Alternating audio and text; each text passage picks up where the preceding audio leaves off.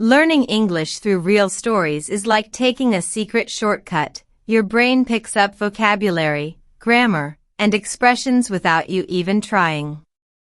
You feel the language, not just study it.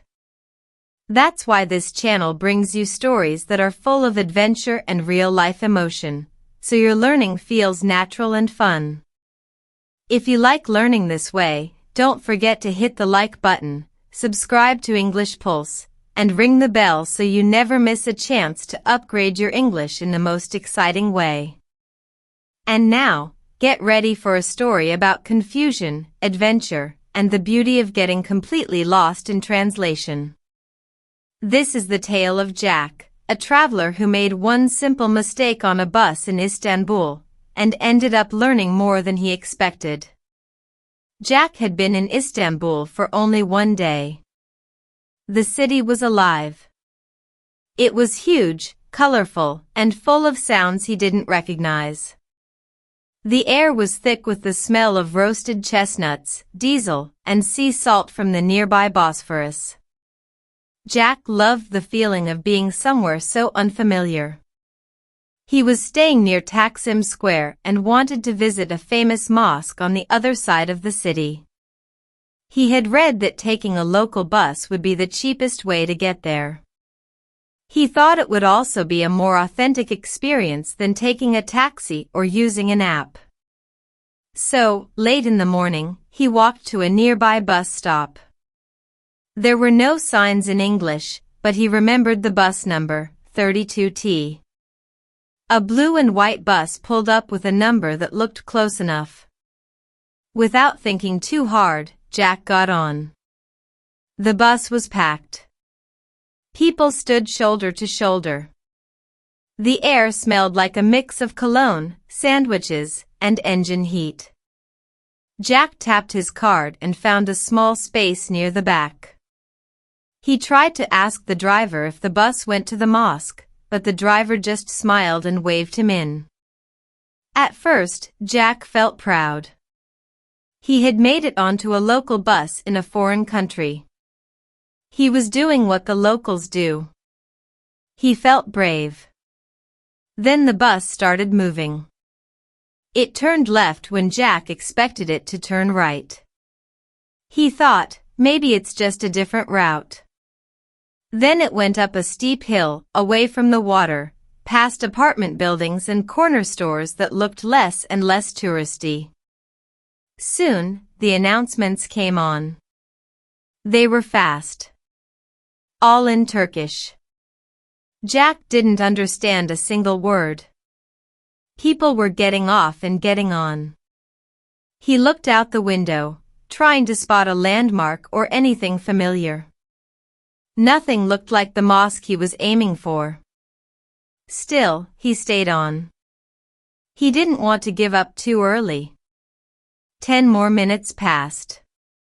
Then 20. The bus crossed a bridge and headed into a totally different part of the city. Jack realized he was now deep into a neighborhood he hadn't even seen on the map. He opened his phone. No signal. He tried to ask the man next to him if the bus went to the mosque. The man smiled kindly, said something in Turkish, and pointed somewhere ahead. Jack nodded, pretending to understand, but he didn't. He was now fully confused.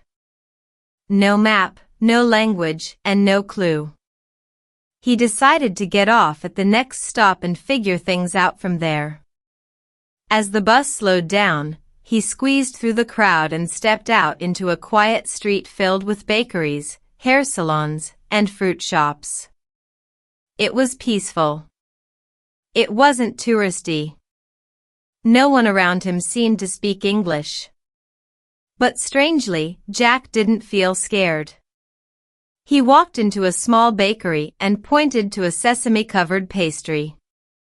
The woman behind the counter smiled, handed it to him, and said the price in Turkish. He held out some bills, and she gently took the right amount. They both smiled. Jack sat on a bench outside and bit into the pastry. It was warm and soft, with just the right amount of crunch. He looked around. Kids played soccer in the street.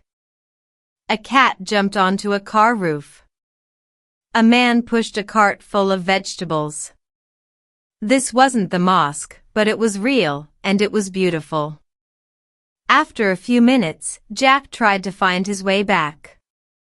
He showed a photo of Taksim Square to a teenager nearby. The boy nodded and pointed down the street. Jack followed his directions, got on another bus, this time asking twice before boarding, and eventually made it back. When he finally returned to his room, tired but full of stories, he laughed.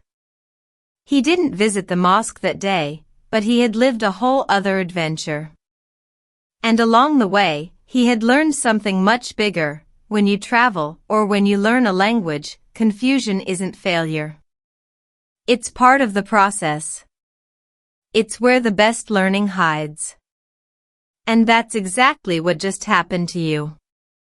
Without realizing it, you picked up expressions like shoulder to shoulder, got off at the next stop, pretending to understand, and stepped out into a quiet street. You learned through emotion, through visuals, and through feeling, not just memorizing.